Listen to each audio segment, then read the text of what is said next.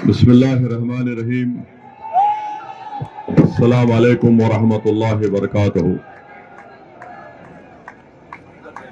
हाजी आरिफ साहब जो दासना के सेक्रेटरी हैं, मोहतरम जनाब शमीम अहमद तुर्क साहब advocate general secretary MIM Uttar Pradesh, Mahtab Chauhan साहब जो मगरबी यूपी के सदर हैं MIM पार्टी के, जनाब महताब अली साहब जिला सदर गाजियाबाद, हाजी फहीम साहब जिला सदर Hapur MIM, Muzaffar secretary UP, Riyazuddin Saifi साहब सेक्रेटरी मगरबी यूपी, मोहम्मद शाहिद सैफी साहब सेक्रेटरी मगरबी यूपी, और मेरे छोटे भाई जनाब पंडित मोहन गामा साहब जो महानगर सदर गाजियाबाद है, जनाब आसिफ वखार साहब जो MIM पार्टी के नेशनल स्पोक्स पर्सन हैं, शोएब राव साहब, वारिस सिद्दीकी साहब, मोहम्मद फैसल साहब, मोहम्मद इमरान खासमी जिला सदर मुजफ्फरनगर, दिलशाद कुरैशी साहब जो बुलंदशहर से हैं, नईम मेवाती साहब, रईस अहमद सैफी साहब, नजाकत अली, शकील अब्बास साहब। मैं आपको यही बताना जरूरी समझता हूं कि 11 तारीख के दिन आप तमाम को मजलिस इत्तेहादुल मुस्लिमीन के इन उम्मीदवारों के हक में अपने वोट का इस्तेमाल करना है।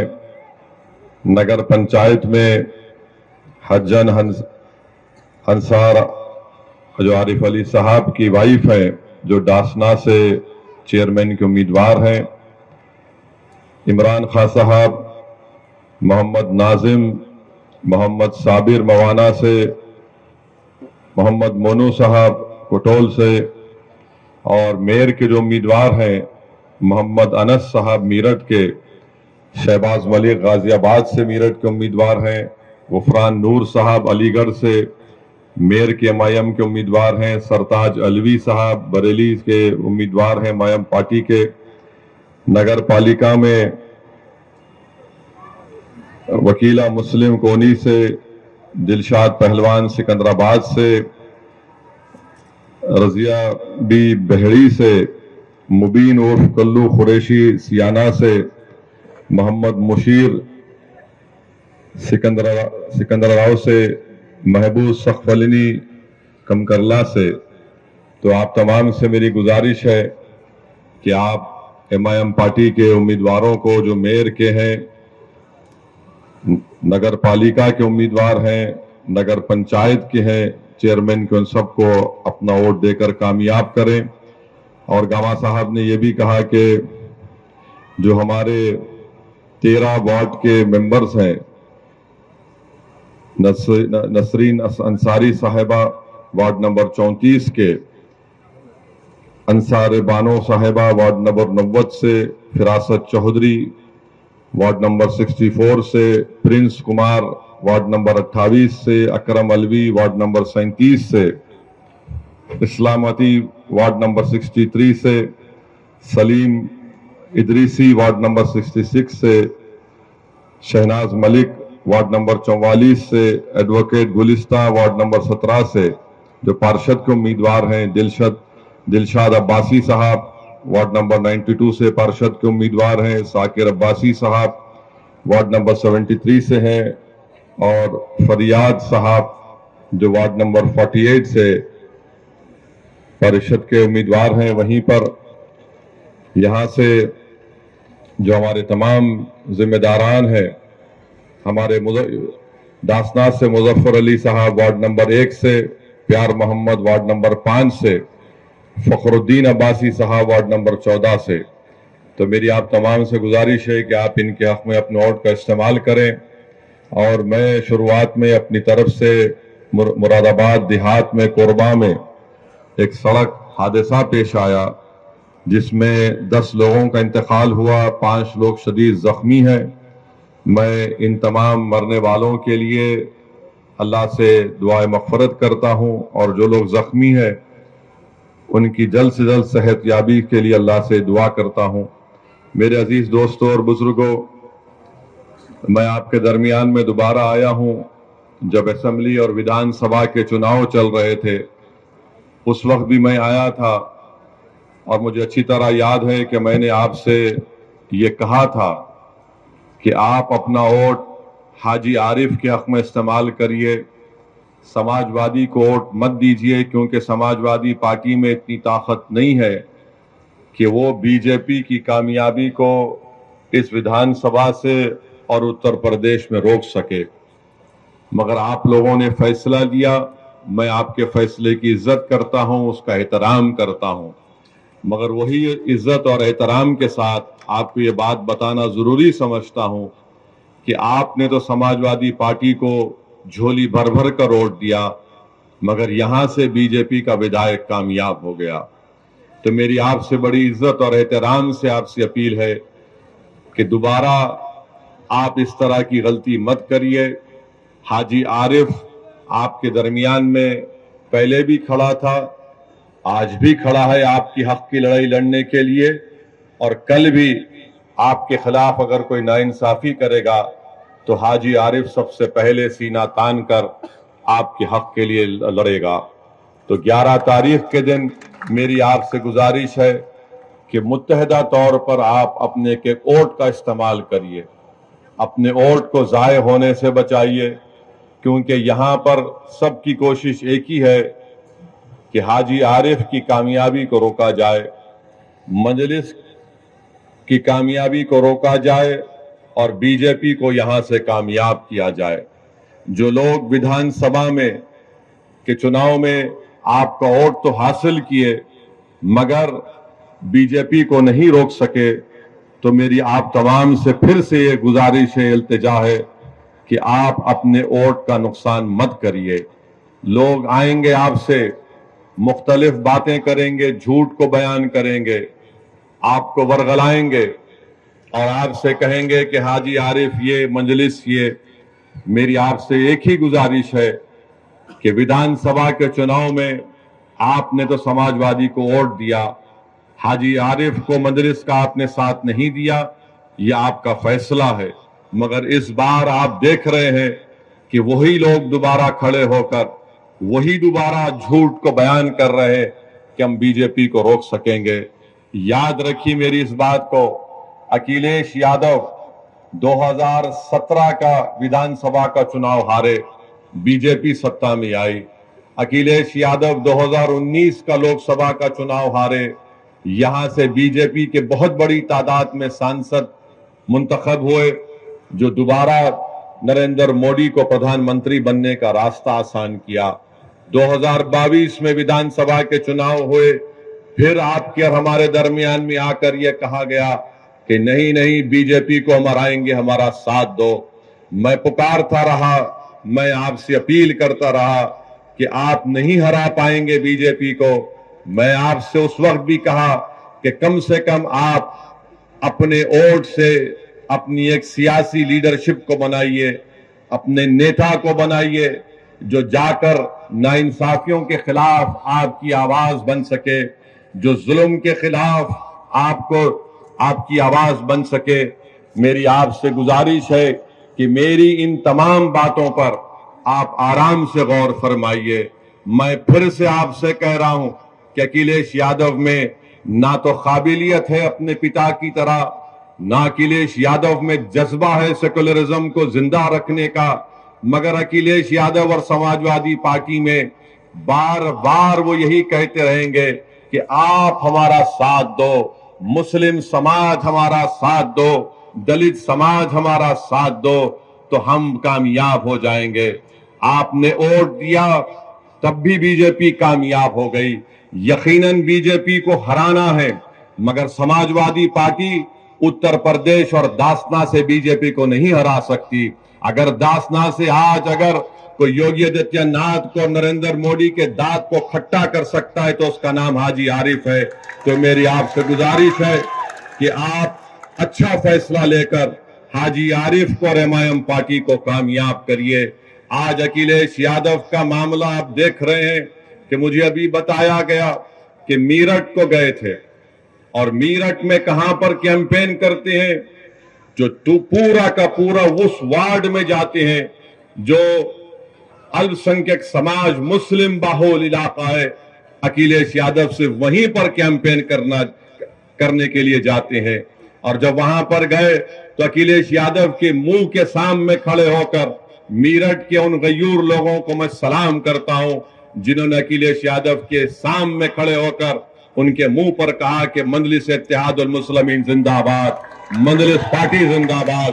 तो अखिलेश यादव गुस्से से लाल पीले होकर अपनी गाड़ी में बैठकर वहां से भाग जाते। तो अखिलेश यादव को मालूम हो गया कि वो जो झूठ बोल रहे थे मजलिस पार्टी के ताल्लुक से, उत्तर प्रदेश की जनता, मगरबी यूपी की जनता, मीरठ की जनता और मुझे मालूम कि दासना की जनता भी उनके झूठ को उनके मुंह पर तमाचे के तौर पर मारेगी और सच्चाई को कामयाब करेगी। तो मेरे अजीज दोस्तों और बुजुर्गों, मैं दासना की सरजमीन से मीरठ की जनता से भी अपील करूंगा कि आप मजलिस के मेयर के उम्मीदवार को और पार्षद के तमाम उम्मीदवारों को आप कामयाब करिए।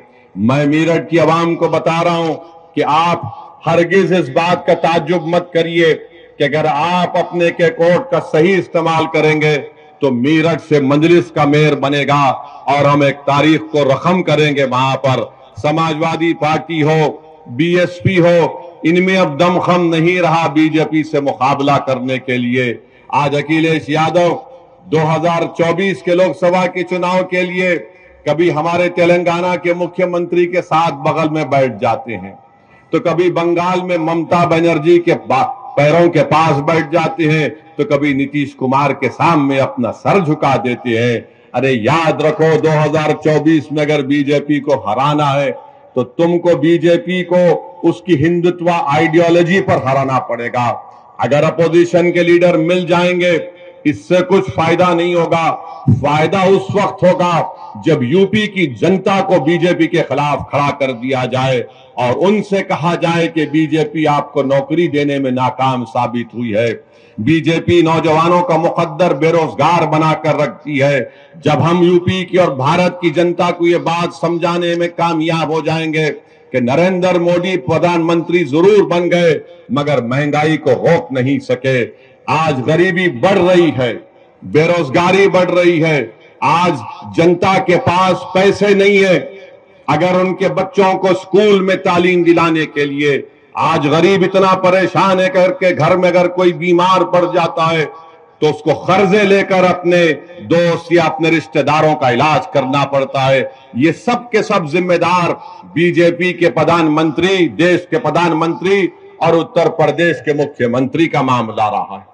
आज अब उत्तर प्रदेश के मुख्यमंत्री से पूछिए कि आपने उत्तर प्रदेश में क्या विकास किया, तो बोलेंगे मैंने बुलडोजर मासूम लोगों के घर पर चढ़ा दिए। उनसे आप पूछिए कि तुमने कौन सा विकास किया, तो बोलेंगे मैंने माफिया को खत्म कर दिया। अरे माफिया को कहां खत्म हो रहा है? अरे ये तो बताओ कि आपके बीजेपी में कितने ऐसे माफिया नेता बैठे हैं, उन पर फूल बरसाए जा रहे हैं, उनको आप अपनी सत्ता में रहकर अपनी छत्र छाया में उनकी हिफाजत कर रहे हैं, और जो कोर्ट से मुल्जिम करार दिया जाता, जिसके हाथ में जंजीरें होती है, तो पुलिस की मौजूदगी में उनको लोग आकर उनके सर पर गोलियां चलाकर उनकी हत्या करके चली जाती है और मुख्यमंत्री बोलते हैं कि मैंने माफिया को मार दिया। मुख्यमंत्री आपकी पुलिस है, उत्तर प्रदेश की पुलिस की कस्टडी में 2 प्रिजनर्स हैं और उनको आकर सर पर गोलियां मारकर, और मारने वाले पूरी तैयारी के साथ आए थे, मारकर हथियार फेंककर पुकारते हैं सरेंडर सरेंडर और जेएसआर का नारा। मैं उन पुलिस वालों से मेरा एक सवाल है, अगर वो जेएसआर का नारा नहीं लगाते और तकबीर बोलते तो निकाल कर उनको वहीं ढूंढ देते थे। ये कौन सा आपका इंसाफ है बताओ आप? और मुख्यमंत्री बोलते गोली का जवाब गोली से देंगे, तो वहां पर क्या हो रहा था? गोली का जवाब जबान से भी नहीं दे पा रहे थे। आपकी कस्टडी में किसी की हत्या हो जाती है, छोड़ दिए थोड़ी देर के लिए। उन मुल्जिमिन का नाम अतीक और अशरफ था, मगर आपकी कस्टडी में थे, आपने उनको नहीं बचा पाए और आप बड़े बड़े बुलंद बांग दावे कर रहे हैं हम ऐसा कर देंगे। अरे तुम्हारी कस्टडी में जो प्रिजनर है तुम उसको नहीं बचा पाए। और मैं कह रहा हूं कि एनकाउंटर चाहे किसी समुदाय का हो, उसका नाम कुछ भी हो, एनकाउंटर से लोकतंत्र कमजोर होता है। एनकाउंटर से लोगों का विश्वास लोकतंत्र में, जमहूरियत में कम होता है। एनकाउंटर से कोर्ट जो कानून और इंसाफ के ऊपर अगर कोई इंसाफ करना है तो कोर्ट का काम है। जनता का एतमाद कोर्ट से कम हो जाएगा, जनता का एतमाद पुलिस से कम हो जाएगा, क्योंकि अगर कोई सत्ता में बैठ कर तय करेगा कि कोर्ट फैसला नहीं देगा, मैं गोली से इंसाफ करूंगा, तो जमहूरियत का खत्म हो जाएगी। लोकतंत्र को अगर मजबूत करना है तो गोली से नहीं, कोर्ट से इंसाफ करना चाहिए। आखिर वो कौन लोग हैं? मैं फिर से पूछ रहा हूं उत्तर प्रदेश के मुख्यमंत्री से कि जिन लोगों ने इलाहाबाद की सरजमीन पर उन दोनों को गोली मारी, आखिर वो कौन लोग हैं? कि उनके एक जो जिसने गोली मारी उसके घर पर झोपड़ी में रहती है उसकी मां, आखिर कैसे उसके पास 8-8 लाख के 2 वेपन आए, 16 लाख के? क्या इनको पैसा पाकिस्तान से आया? योगी आदित्यनाथ बताओ हमको, क्या आईएसआई ने उनको पैसा दिया था? क्या ये लश्कर तैयबा के एजेंट थे या नाथूराम गोडसे की नाजायज औलाद थी? ये या तो हाफिज सईद की नाजायज औलाद या फिर गोडसे की नाजायज औलाद हो सकती है। ये मुख्यमंत्री बोलते नहीं है कि कौन है, कौन उनके पीछे है, कि कौन उनको वो 8-8 लाख की एक रिवॉल्वर दिया, सेमी ऑटोमेटिक, कहां से हथियार इनको आए? कोई सब भूल गए। मीडिया वाले 3 दिन 4 दिन तक खूब चलाए, उसके बाद बाबा के राज में जो हो रहा वो खामोश बैठ गए, बोले महाराज का मामला है। अरे ये तो दिखाते कि भाई कहां से वो रिवॉल्वर आई। 8-8 लाख के 2-2 वेपन, 16 लाख की वेपन। अच्छा आप ये बात समझो, हम यहां पर दासना को क्यों आए? एक तो हाजी आरिफ, हम उनको बहुत मोहब्बत करते, बहुत चाहते उनको।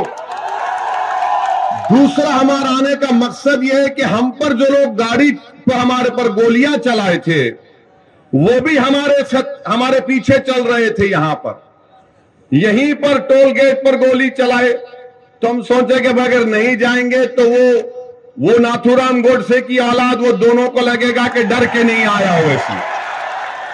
तो हम बोले आते हैं आरिफ साहब, आप फिक्र मत करिए, जरूर आते हैं, इसीलिए हम आए हैं और आते रहेंगे। हम इन नाजायज नाथूराम गोडसे के औलाद को कहना चाहेंगे कि गोलियों से हम डरने वाले नहीं हैं, मौत से डरने वाले का नाम असदुद्दीन ओवैसी नहीं है। जो वक्त मेरी मां ने मुझे पैदा किया वो वक्त अल्लाह ने तय किया। जिस वक्त इस दुनिया से हमारी आंख बंद होगी वो वक्त भी अल्लाह तय करेगा।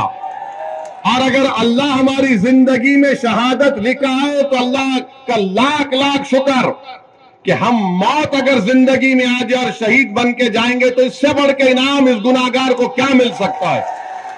मगर तुम्हारी गोलियां, तुम्हारी ताकत, तुम्हारा जुल्म हमारी आवाज को दबा नहीं सकेगा। हम जालिम को जालिम बोलेंगे और तुम्हारी गोलियों का जवाब हम सीना तान कर मुकाबला करेंगे, मगर अपने सरों को नहीं झुकाएंगे। तो मेरे अजीज दोस्तों और बुजुर्गों, आपसे यही इल्तिजा और गुजारिश है कि आप अपने वोट का सही इस्तेमाल करिए। आप खुद अपने दिल पर हाथ रखकर बताइए कि अगर हाजी आरिफ चेयरमैन होगा, हमारी बहन चेयरमैन बनेगी इंशाअल्लाह, तो आप बिला झिझक इनको चेयरमैन के तौर पर नहीं देखेंगे, बल्कि अपने भाई के तौर पर, अपना रहबर के तौर पर, एक मदद करने वाले के तौर पर आप देखेंगे। वो गलती मत करिए जो आपने विधानसभा के चुनाव में की थी और आपने समझा कि अखिलेश भैया भाजपा को हराएंगे। अखिलेश भैया नहीं कर सकते। वो बेचारे गम के पैंडल साइकिल पर मार रहे हैं, गम के पैंडल साइकिल पर मार रहे हैं। उस साइकिल के टायरों में एक नहीं 3-3 पंक्चर हाजी आरिफ कर चुके हैं। तो आपसे अपील है कि पतंग के निशान पर बटन दबाइए। और अल्हम्दुलिल्लाह अभी हाजी आरिफ साहब ने जिक्र किया कि उन्होंने कई डेवलपमेंट के, तरक्की के, विकास के काम करवाए। आप ये देखते हैं कि उन्होंने अभी कहा कि क्लीनलीनेस में, स्वच्छता में पूरे उत्तर प्रदेश में सबसे पहला नंबर दासना को मिला है। अब बताओ योगी आदित्यनाथ इसका भी जिक्र कर देते, ये भी बोल देते, मगर अल्फाज में कंजूसी है। मुख्यमंत्री की जबान से हाजी तो छोड़ो, आरिफ भी नहीं निकलेगा। दासना तो निकलना चाहिए था, बोलना चाहिए था कि देखो दासना ने वो काम किया, मगर नहीं बोल सकते। फिर आप अभी हाजी आरिफ ने बताया कि यहां पर महिलाओं के लिए उन्होंने ई रिक्शा की फ्री सर्विस को रखा है। मैं अल्लाह से दुआ करता हूं कि अल्लाह इनसे और खैर का काम ले। फिर आपने ये भी बताया कि पुल बनाया, मखदूम साहब का पुल बनाया, लाइब्रेरी की तामीर हो गई, 204 फ्लैट मुस्तहक गरीबों को दिए गए हैं और 1000 मकान तैयार मुकम्मल हो चुके हैं। ये तमाम काम हाजी आरिफ की मेहनत और जुस्तजू की वजह से यहां पर हुए हैं, क्योंकि आपने उनको वोट देकर कामयाब किया था। अब आइंदा 5 साल के लिए और भी बहुत से विकास के, डेवलपमेंट के काम करना बाकी है। मेरी आपसे एक दर्दमंदाना अपील है कि आप अपना एक एक वोट यहां पर मजलिस के उम्मीदवार हमारी बहन को, जिनका इंतखाबी निशान पतंग है, पतंग के निशान पर बटन दबाइए।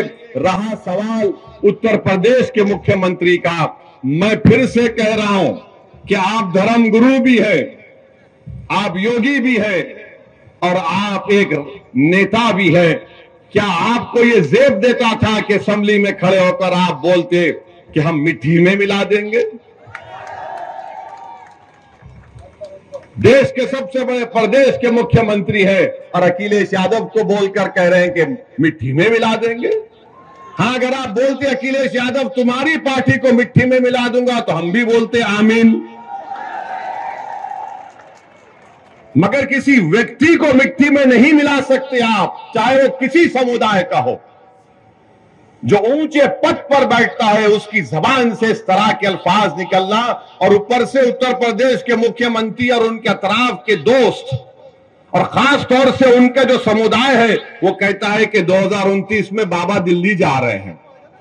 तो भाई ख्वाब देखने में कोई बुराई नहीं है, आप ख्वाब देखिए, मगर अगर आप ये देख रहे हैं कि दिल्ली जाऊंगा तो फिर इस तरह के अल्फाज अगर आप इस्तेमाल करेंगे तो जिंदगी भर वो वीडियो लोग दिखाते रहेंगे कि वो शख्स है जिसने विधानसभा में खड़े होकर इस तरह की वाहियात बात की थी। तो मेरे अजीज दोस्तों और बुजुर्गों, जो बड़ा बड़ा नरेंद्र मोदी आजकल बोलते हैं पसमानदा मुसलमान, पसमानदा मुसलमान, हम भारत के प्रधानमंत्री से और उत्तर प्रदेश के मुख्यमंत्री से पूछना चाहते हैं, क्या यह सच नहीं है कि हायर एजुकेशन में सबसे कम अगर कोई है तो मुसलमान है, सबसे कम मुसलमान है। और नरेंद्र मोदी और बीजेपी, आरएसएस रोज बाजा बजाती पसमानदा मुसलमान, पसमानदा मुसलमान। अरे तुम बाजा बजा रहे तो कुछ तो करो। भारत सरकार का डेटा, आज इंडियन एक्सप्रेस में एक आर्टिकल छपा है, भारत सरकार का डेटा बता रहा है कि पूरे देश में जो हायर एजुकेशन में यानी 12वीं 12th क्लास के बाद जो एनरोलमेंट होता है किसका हुआ है? दलितों का 4%, आदिवासियों का 11%, ओबीसी का 4%, अपर कास्ट लोगों का 13% और मुसलमानों का 8% कम हुआ है पूरे भारत में। और उत्तर प्रदेश में कितना कम हुआ है? उत्तर प्रदेश में अल्पसंख्यक समाज मुसलमान की आबादी 20% है और कितने मुसलमान समाज के हायर एजुकेशन में पढ़ रहे 4.5%। पूरे भारत में अगर 1,80,000 मुसलमान का ड्रॉप आउट हुआ है हायर एजुकेशन एनरोलमेंट में, तो उत्तर प्रदेश में 58,365 का ड्रॉप आउट हुआ। क्यों मोदी जी आप झूठ बोलते, पसमानदा मुसलमान को करो? अरे आप ही के राज में इतने बुरे दिन आ गए कि 58,000 मुस्लिम बच्चे और बच्चियां हायर एजुकेशन से उत्तर प्रदेश में निकल जाती है। सिर्फ 4% हायर एजुकेशन में। क्यों है? क्योंकि मोदी जी ने फेलोशिप को खत्म कर दिया मौलाना आजाद की, क्योंकि एनकाउंटर के नाम पर डर फैला दिया जाता है, डराया जाता है तो लोग डरते हैं, नौकरी नहीं मिलती। जब पढ़ेंगे नहीं तो नौकरी नहीं मिलती। बल्कि पीएलएफएस का डेटा है कि अगर किसी का नाम मुसलमान है और किसी का नाम दलित है, आदिवासी है और पंडित है, तो सबको इंटरव्यू का कॉल आता है। किसको नहीं आता? मुसलमान को नहीं आता। ये सच्चाई को बयान कर रहा हूं। और ये समाजवादी कांग्रेस के लोग वैसी भड़काऊ भाषण देता। अरे मेरा भड़काऊ भाषण नहीं होता है, मैं सच्चाई को बयान कर रहा हूं, डेटा की बुनियाद पर बयान कर रहा हूं। तुम सच्चाई को कबूल नहीं करना चाहते। एक तो भारत के प्रधानमंत्री और उनकी पार्टी बोलती सबका साथ, सबका विकास, सबका विश्वास। कहां का सबका साथ हो रहा है? उत्तर प्रदेश में जहां से प्रधानमंत्री एमपी हैं, उस प्रदेश में 58,365 मुसलमान हायर एजुकेशन में ड्रॉप आउट है। क्यों आपने स्कॉलरशिप नहीं देते? और बोले जाते, और फिर अखिलेश यादव, बहुजन समाज, ये कांग्रेस, नहीं वो ऐसी वोट काटता है। अरे इसमें क्या है बताओ? तुम मुंह क्यों नहीं खोलते इसके बारे में? एनकाउंटर हुआ तो मुंह नहीं खोलते। मगर मेरे अजीज दोस्तों और बुजुर्गों, इसीलिए हम आपसे कह रहे हैं कि आपको अपने जमीन से अपने नेता को बनाना। मैं दासना को आया, यूपी को आया, आता रहूंगा। आप जो फैसला लो मैं तो आता रहूंगा। अगर आप इसको कहेंगे कि ये एक तरफा मोहब्बत है तो यकीनन एक तरफा मोहब्बत है। मैं आपसे कुछ नहीं चाहता, मैं सिर्फ ये चाहता हूं कि आप एक सियासी ताकत बनिए, अपनी एक सियासी आवाज को मजबूत बनाइए। याद रखो, आसमानों से कोई उतर कर आने वाला नहीं है, जमीन से आपको अपना नेता बनाना पड़ेगा। मैं अपने आप को नेता बनाने नहीं आया हूं। मैं चाहता हूं कि आपकी आवाज, आपकी वोट की ताकत और अहमियत बने। आप बताओ कि क्या हो रहा है उत्तर प्रदेश में। अब तो महिलाओं को लेडी डॉन मीडिया लिखती है। महिलाओं को दिखाकर मीडिया दिखाता है लेडी डॉन। अब वो दिन दूर नहीं है कि जब एक 12 साल के बच्चे को बताया कि कहा जाएगा ये बच्चा डॉन, महिला डॉन, बच्चा डॉन। अब वो दिन भी दूर नहीं है कि अगर किसी का बच्चा अपनी मां के कोख से पैदा हुआ तो ये रोता हुआ बच्चा बड़ा होकर डॉन बनेगा। मीडिया को रोटी सेकना है। और भारत के प्रधानमंत्री तो माशाल्लाह उसमें तेल डालने का काम करते हैं। केरल में एक पिक्चर रिलीज हुई और उसके ऊपर प्रधानमंत्री कह रहे हैं भाइयों बहनों पिक्चर देखो। अरे देश के प्रधानमंत्री हैं आप या तो पिक्चर के प्रमोटर हैं आप? मानता हूं कि भारत के प्रधानमंत्री की तरह कोई एक्टिंग नहीं कर सकता। अखिलेश भी कोशिश कर रहे हैं मगर फ्लॉप हो रहे हैं। वो कांग्रेस के नेता जो पूरा देश फिरे वो भी कोशिश किए मगर इनकी एक्टिंग के सामने सब फ्लॉप हो रहे हैं। मैं तो समझता हूं कि दुनिया के जितने फिल्म स्टार हैं वो खुश होते हैं कि भाई वो इसको यहीं रखो, यहां आ गया तो हमारी दुकान बंद। आप भारत के प्रधानमंत्री रहकर बोलते हैं पिक्चर देखो। भारत के प्रधानमंत्री आप नहीं जानते क्या? मैं आपको हिस्ट्री तारीख बता रहा हूं। हिटलर ने 70 लाख यहूदियों को खत्म किया था। 70 लाख यहूदियों को हिटलर ने खत्म किया था। कैसे खत्म किया था? इसने अपने दौर में कहा था कि यहूदियों के खिलाफ गाली गलौज करो, हेट स्पीच दो कि ये जर्मनी से मोहब्बत नहीं रखते, ये आर्यन रेस से नहीं है, ये जर्मनी के गद्दार हैं।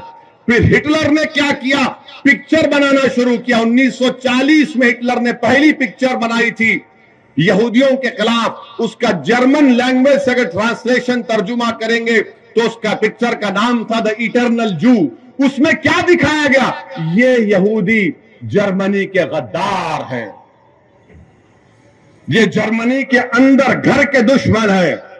देश के प्रधानमंत्री, जर्मनी की तारीख आपके सामने है, जर्मनी की तारीख आपके सामने है, उसको आप नजर रखो। आप जिस देश को, ये बहुत बड़ा देश है, इस देश की खूबसूरती, इसका कल्चर है, इसका मजहब है, इसकी जबानें हैं, वो पिक्चर को दिखा रहे। अरे पिक्चर बनाने वाला कितना कमजर्फ है। पहले कहा कि 32,000 महिला आईसीस में चले गई, जब कोर्ट में केस गया तो कहा कि सिर्फ तीन। अरे वो गई तो तुम क्या पिक्चर बनाकर पूरे बुर्खापोश खवातीन को बदनाम करोगे? तुम क्या पूरे समुदाय को बदनाम करोगे? और भारत में जितने मुसलमानों के मजहबी तंजीमें हैं, उन सब ने आईसिस के खिलाफ फतवा दिया, कहा यह दहशतगर्द है, आतंकवादी है। तुम वो नहीं दिखाते। और किसी ने हमसे कहा कि उस पिक्चर में वैसी तुम्हारी तकरीर भी दिखाई गई, तो हम मानते हैं कि हमारी तकरीर को सुने बगैर हमारे दुश्मन का भी पेट में दर्द नहीं कम होता। इनको लगता है कि जब तक ओवैसी का भाषण नहीं सुनेंगे हम में मर्दानगी नहीं पैदा होगी। तो सुनो, सच्चाई पर मुमन्नी है, झूठ पर हम नहीं बोलते, लंबी लंबी नहीं छोड़ते। भाइयों बहनों 15 लाख आ जाएगा। भाइयों बहनों हर साल 2 करोड़ नौकरियां मिलेंगी, अच्छे दिन आ जाएंगे। तो ये पिक्चर बना रहे हैं। अरे महंगाई पर पिक्चर बनाओ, किसान को फर्टिलाइजर नहीं मिल रहा है, नहीं बनाएंगे। अरे पिक्चर बनाओ कि घर में गरीब के पास पैसे नहीं है, सेविंग्स खत्म हो रही है। भारत में 20% गरीब और गरीब हुआ है। कितना? 50%। अगर एक गरीब 100 रुपये कमा रहा था, आज 50 रुपये कमा रहा है। और अगर कोई दौलतमंद 100 रुपये कमा रहा था, आज 140 रुपये कमा रहा है। ये नरेंद्र मोदी का सबका साथ, सबका विश्वास, ये गरीबों से मोहब्बत बीजेपी की है कि गरीब जो 100 रुपये कमा रहा था, आज 50 रुपये कमा रहा है। सबसे गरीब जो दौलतमंद 100 रुपये कमा रहा था, 140 रुपये कमा रहा है। तो भारत के गरीबों को फैसला करना है, भारत के मजलूमों को फैसला करना है। और 11 तारीख के दिन दाफना की जनता को एक तारीखी फैसला लेते हुए आप तमाम से अपील कर रहे हैं कि आप हाजी आरिफ के हाथ को मजबूत करिए और आप इस वास्ते भी वोट दीजिए कि वो नाथूराम गोडसे की नाजायज औलाद को भी मालूम हो जाए। यहीं पर हम पर गाड़ी पर गोलियां चलाई गई थी, तो उनको भी जवाब दीजिए। हम आपसे क्या कह रहे हैं, गोली से नहीं बैलेट से जवाब दीजिए।